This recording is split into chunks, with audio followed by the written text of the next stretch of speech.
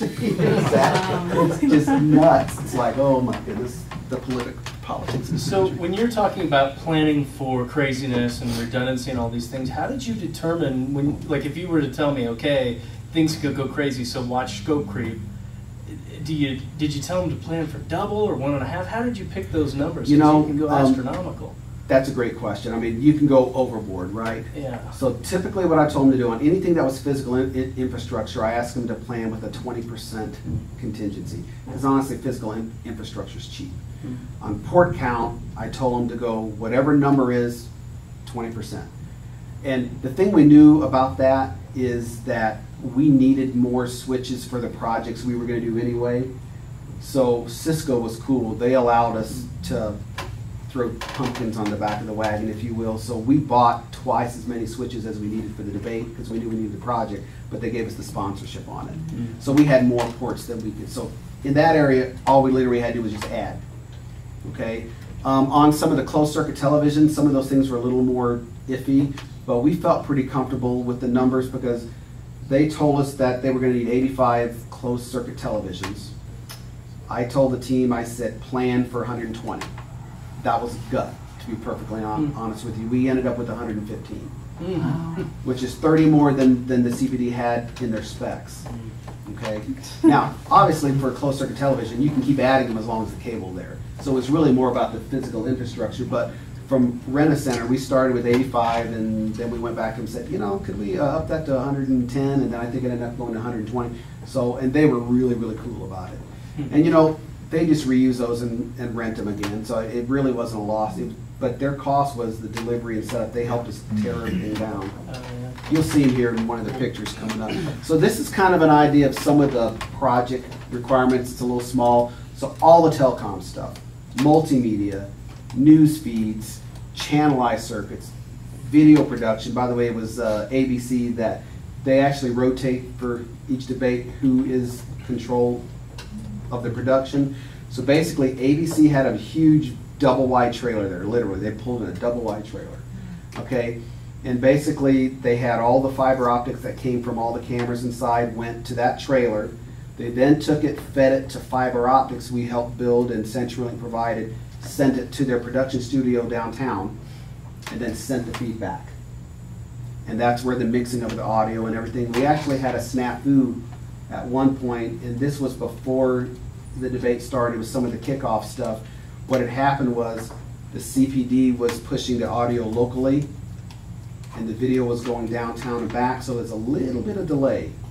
So it was actually, it wasn't the CPD that figured it out, it was one of our members of our team figured it out, and he says, you need to shut the local speakers off because they had big speakers out.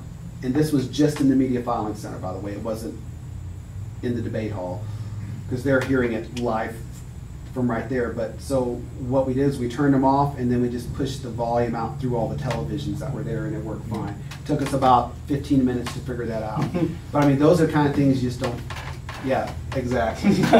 So desktop, web services, and the website's still out there. It's 2012 debate.du.edu. You're welcome to go look at it. But we use that for marketing, we used it for engagement, we used it for gathering volunteers, all kind of reasons. But we actually had it, we used AWS to actually host that. And they were very cool. And we built it probably twice as big as we needed in terms of CPU and memory and all that kind of stuff. But we had a contract with them that we could give them the word and they would scale it up. And they had an on-demand service, which was really neat. So, one of the really kind of cool things was the media, they do a lot of digital photography, and they needed standalone, not internet connected. They wanted their own network, they didn't want anyone else on it, very secretive about this stuff. So we had to build these 10 gig point-to-point networks for each of the major, we have C-SPAN, ABC, I mean, so we literally, and we just did it by doing VLANs, honestly. They said they wanted standalone physically, and I'm like, Jeez. And this, so basically what we did was we let them try it and say, okay, if you think it's a problem, let us know. And they came back and said, no, it's fine. Because I mean, to them it looked, from a VLAN standpoint, no one else could get into it. But literally what they were doing is they would have a person with a digital camera on a stand in the debate hall. They'd snap them, they'd automatically go through the network to where they had a photography studio on site.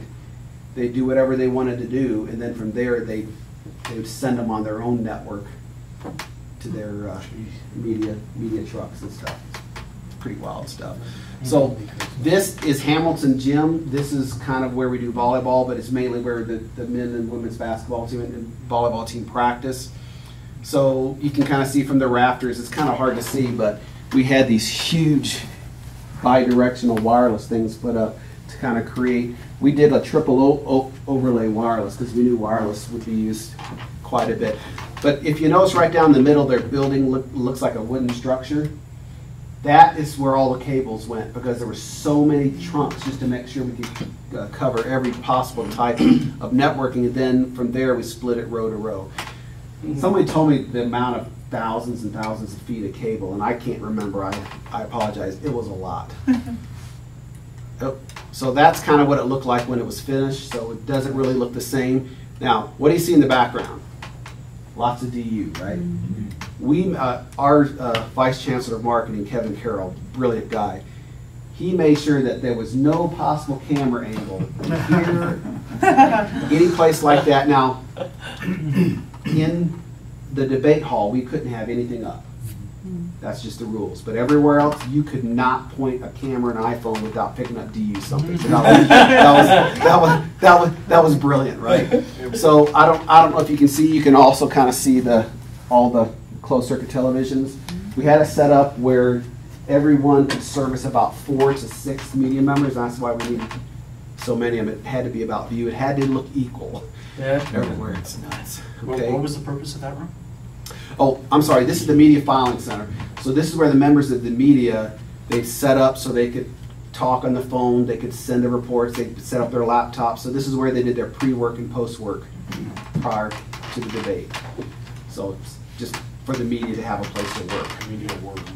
Yeah. So again, it started at 650, and you can't see it from here, but around the side there's actually a second balcony for seating. We actually had to expand to get to the 800 on the second level, so that was an add. That was a scope change. When did you know that it was 800 instead of 650? About 2 weeks ahead.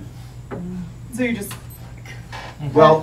luckily for us, this was a temporary central office, the temporary network closet.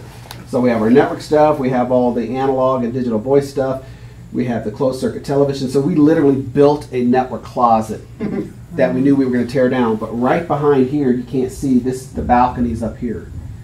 So we were able to run stuff right up to the balcony from there. It really wasn't a problem. We had a feeling that we were going to have to use it. There were some cameras up there, so we had some cabling.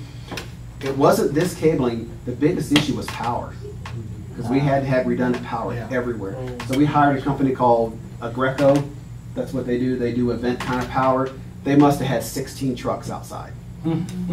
You'll see some. So I was telling you about the outdoor stands, the media stands.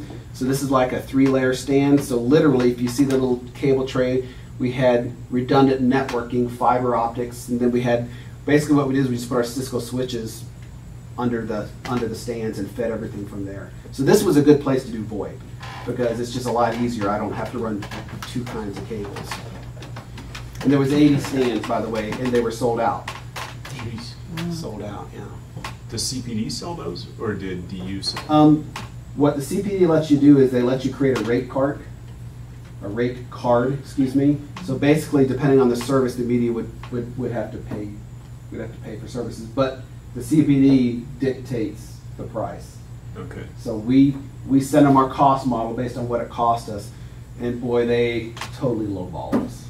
They did. I mean, if you looked at the true cost, the true cost for 1 gigabit network port or wireless service was probably, you know, at least $50. And I think they only let us charge like 20 for wired and wireless both. Wow. We knew going in it was a sunk cost. Yeah. Yeah.